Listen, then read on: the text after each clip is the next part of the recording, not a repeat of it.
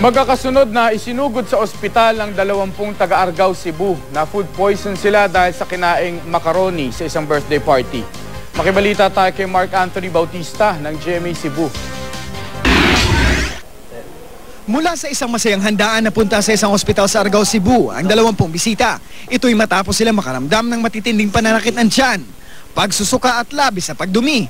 Bago ito, kumain lang daw sila ng macaroni na kabilang sa ihanda sa birthday party. Kaya naman hinala ng mga biktima na na-food poison sila sa macaroni.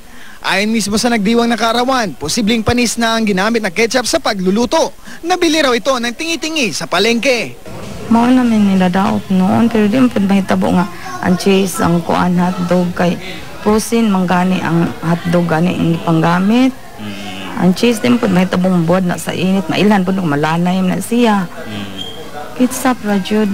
Kinumpirma ng sumuring doktor na food poisoning nangyari sa mga biktima dahil daw ito sa kinain nilang macaroni. Ang sigaran pasta manggid ang makakos sa food poisoning, ang preparation, pagluto. Sa ngayon, maayos ng kondisyon ng mga na-food poison. Wala na raw silang balak ireklamo pa ang nagluto ng kinain nilang macaroni.